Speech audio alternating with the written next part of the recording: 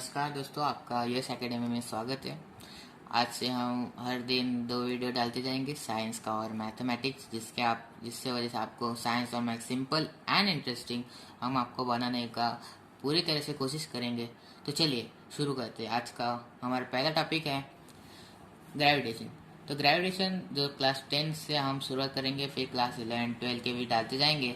आप हमारे चैनल को सब्सक्राइब करना, शेयर करना और लाइक करना मत भूलिए, ठीक है। ग्रेविटेशन आपको इस स्टैंडर्ड और 9th स्टैंडर्ड में पढ़ाया गया होगा कि क्या होता है ग्रेविटेशन। मतलब एक जो ऊपर से नीचे गिरा, जिसके वजह से वो ग्रेविटेशन होता है, जो न्यूटन ने हमें बताया गया। अगर कोई चीज़ ऊपर से नीचे गिरी तो वो किसके वजह से गिरी, वो न्यूटन ने हमें बताया कि जो अर्थ का जो ग्रेविटेशन फोर्स होता है, ग्रेविटेशन फोर्स ऑफ अट्रैक्शन, इसके वजह से फॉलिंग ऑफ एप्पल बताया गया है। वो जैसे नीचे गिरता है, वही बताया गया है इस पूरे पेज में। और यूनिवर्सल फोर्स आपको पता है, जो पूरे यूनिवर्स में होता है, जिसकी वजह से। और उसको पता चला अगर मून सब कुछ नीचे करता है तो मून क्यों नहीं नीचे करता। तो उसको एक क्वेश्चन पड़ा, तो मून की वजह से, क्योंकि वो एक सेंट्रीपिटल फोर्स जो हम आगे जाके पढ़ेंगे, एक वो जो सर्कल में ऐसे घूमता बैठता है मून, और जिसके वजह से वो फॉलिंग एप्पल तो उधर से ही नीचे गिरा, लेकिन वो उसके खुद की भी वेट ज़्यादा होती है, इसकी वजह से मून नीचे नहीं गिरता। वही एक इस पेज में, बाकी कुछ भी इस पेज में इम्पोर्टेंट नहीं है। तो चलिए आगे चलते हैं। तो इधर आपको दिखाई देगा जो इंट्रोडक्शन टू साइंटिस्ट, इसमें से सिर्फ मैंने जो इम्पोर्टेंट बताया गया है, सर आइजैक न्यूटन कब बॉर्न हुए थे 1642, उनकी date 1727। He was born in England. उन्होंने एक बुक लिखी प्रिंसिपिया नाम की। He invented a new branch of mathematics, calculus नाम का वो ब्रांच था, वो सिर्फ आप पढ़ने लेना। और जैसे आप नीचे आते हो, इधर जो लिखा गया है, जो मैंने बता रहा हूँ ना, वही इम्पोर्टेंट है। बाकी इसमें से कुछ भी आ सकता नहीं है। अब सेंट्रीपिटल फोर्स जो आपको मैंने बताया था, वही a force that acts on any object moving along a circle and it is directed towards the centre of the circle, this is called centripetal. जैसे आप इस फिगर में देख सकते हो, जो एक लड़की खड़ी है, उसके हाथ में एक वायर या फिर धागा बोलो, उसको एक स्टोन से ऐसे बांधा गया है, और वो ऐसे हाथ में लेते हैं और ऐसे ऐसे घुमाते रहते हैं।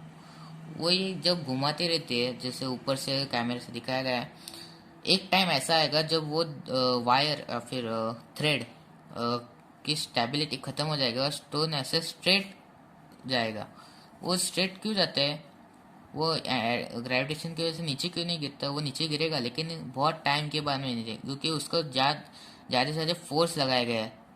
हैंड का फोर्स की वजह से वो सर्कल में घूमता रहता है, जैसे बताया गया, going along a circle and is directed towards the centre. और वो डायरेक्टेड होता है, वो सेंटर के खींच लेते हैं, वही बताया गया है। बाकी कुछ भी नहीं है। चलिए आगे आते हैं। जैसे अब आगे आते हो, केपलर्स के लॉ आते हैं, जो बहुत ही इम्पोर्टेंट है। जो केपलर के लॉ है वो एग्जाम में आते ही मैं बार बार बता रहा हूँ, क्योंकि एग्जाम में मुझे पता है बहुत बार आते हैं। केपलर था कौन?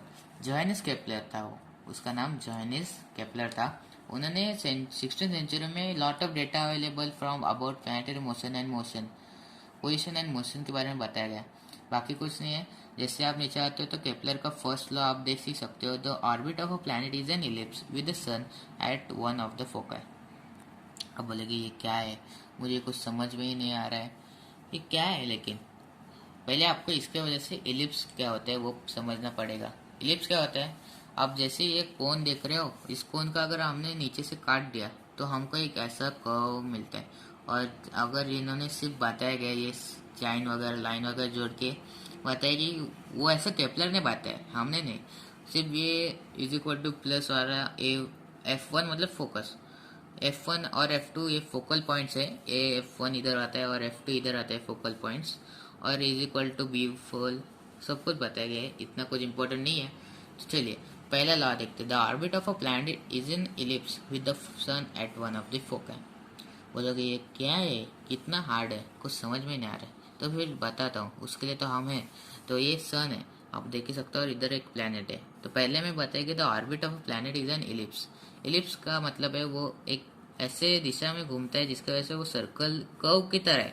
मतलब हमारा सन इधर है और हम ऐसे, प्लैनेट सर्कल में नहीं घूमता, वो कर्व डायरेक्शन में घूमता है। ऐसे वो केपलर बता रहा था, हमने नहीं बताया। तो फिर जैसे हम देखते हैं, केपलर का बताया गया कि कि जो orbit of a planet is an ellipse वगैरह, हाँ मतलब इधर से सन है इधर प्लैनेट है, ऐसे कर्व घूमते हैं, ये पहले लॉ में बताया। ऑर्बिट जो ऑर्बिट होता है वो कर्व है और वो ऐसे ऐसे घूमता रहता है, ठीक है। तो फिर आगे आते हैं Kepler second law, the line joining the planet and the sun sweeps equal areas in equal intervals of time.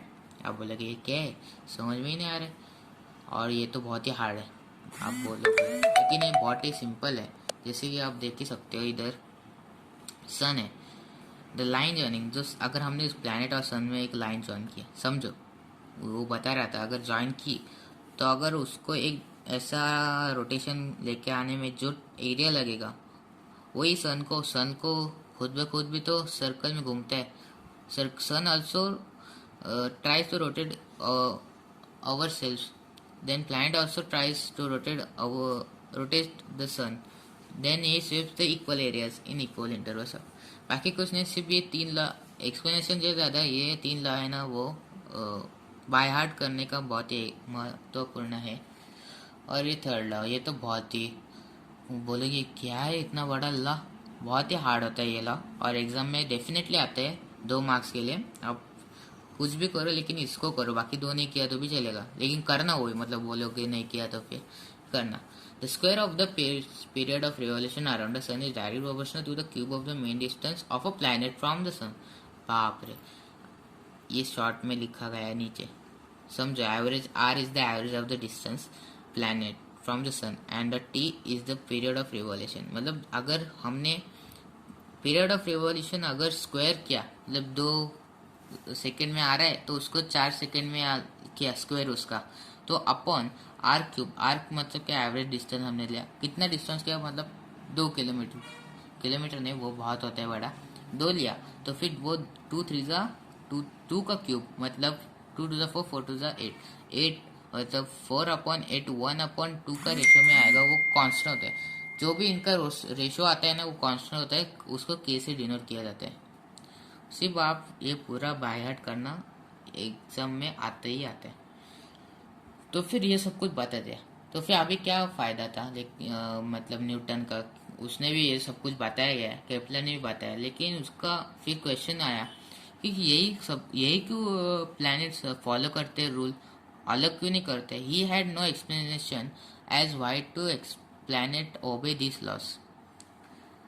उसको एक्सप्लेनेशन ही बता नहीं सकता था कि वो ऐसा बोल रहा था कि प्लैनेट ऐसे कर्व में रहते हैं और वो ऐसा कर्व घूमता घूमता घूमते आता है, सन भी घूमता है कर्व में, इलिप्स इसे बोलते हैं इस कर्व को, ऐसा ही क्यों बोलता है। तो फिर उसका एक्सप्लेनेशन नहीं देते हैं। और इसी तरह केपलर के 3 मतलब जो लॉज है, Kepler's 3 laws are more important than their explanations. इसको आप बाय हार्ट करना वही इम्पोर्टेंट है, बाकी कुछ भी इसमें एक्सप्लेनेशन की तरफ से कुछ भी नहीं है। आपको समझ में आया तो लाइक करना, शेयर करना, सब्सक्राइब करना हमारे चैनल को। चलिए आगे आते हम, जैसे अभी आगे आते हैं तो फिर Newton's universal law of gravitation. बाप रे बाप, न्यूटन ने यूनिवर्सल लॉ ऑफ ग्रेविटेशन भी दिया। तो फिर उसमें बताया गया है कि this force is directly proportional to the product of the masses of the 2 objects and it is inversely proportional to the square of the distance between them. बाप रे बाप, ये क्या बोल रहे हैं, सिंपल है। अगर फोर्स डायरेक्टली प्रोपोर्शनल होता है प्रोडक्ट ऑफ देयर मासेस, अब जैसे ही नीचे आएंगे यही है वो जॉनस केपलर जिन्होंने वो बताया 3 लॉज। तो फिर इधर जो फोर्स है जो आपने ऊपर पढ़ा, force is directly proportional to the 2 objects product of the 2 object masses and is inversely proportional to the square of the distance of between them.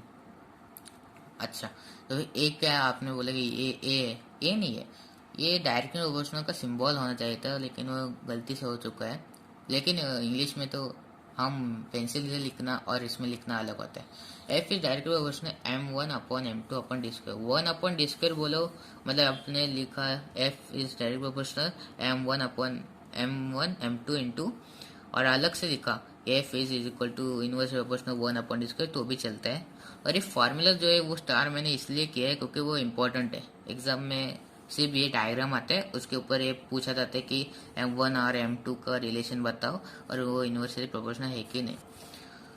अच्छा, तो फिर इस पेज में आ जाते हैं, जैसे आपने बताया इस पेज में कुछ भी नहीं है, कुछ भी नहीं है। यूनिफॉर्म सर्कुलर मोशन के बारे में बताया गया है, जो उसकी डेफिनेशन तो दी नहीं है हमें, बस इतना बताया कि स्पीड का फार्मूला डिस्टेंस अपॉन टाइम वो सबको पता ही होता है। सिर्फ ये फॉर्मल याद रखना है, physical to M V square upon are.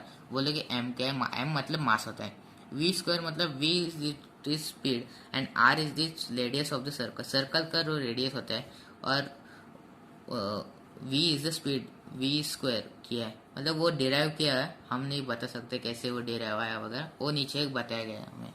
ये पूरा बहुत बड़ा बड़ा एक्सप्लेनेशन है, कुछ भी आता नहीं है एग्जाम में, मैं बता देता हूँ। सिर्फ ये याद रखना है, F is inversely proportional to, ये देखो ये सिंबल अलग है और वो अलग था। ये सिंबल इनवर्सली प्रोपोर्शनल का है 1/r²। r² आपको रेडियस पता ही हो। बस इस पेज में बाकी कुछ भी नहीं है। चलिए आगे, सिर्फ आगे का आखिरी पेज हम करेंगे, फिर आगे का इस पेज में हमें सॉल्व एग्जांपल्स बताए गए जो हमें बाहर नहीं समझ में आएगा। आगे हम वीडियो डालते जाएंगे इस पे सॉल्व एग्जांपल पे अलग, जिसकी वजह से आप समझ पाएंगे, वो हैंड रिटन होंगे। तो फिर इस अभी इसका अर्थ ग्रेविटेशन फोर्स वो बचपन से हम सीखते आए, इसलिए इसमें बताया गया the earth attracts every object near it towards itself because of the gravitation force. आप सबको पता है कि ग्रेविटेशन फोर्स की वजह से एक ऑब्जेक्ट अगर ऊपर से नीचे गिरा तो ग्रेविटेशन फोर्स की वजह से वो ऊपर से नीचे ही गिरेगा, थोड़ी ना नीचे से ऊपर जाएगा, ऐसा नहीं होता, ऊपर से नीचे ही गिरते हैं। बस इस पेज में इतना ही बताया गया है। चलिए इसी तरह से आज हम हमारे चैनल पे, ये हमारा पहला ही वीडियो था, तो आज हम इस वीडियो को इधर ही एंड करते हैं। हमारे वीडियो अगर आपको अच्छा लगा तो लाइक करना, शेयर करना और सब्सक्राइब करना मत भूलिए, और अपना फेवरेट पार्ट कमेंट में बताइएगा कि आपको वीडियो कैसी लगी। नमस्कार, थैंक यू।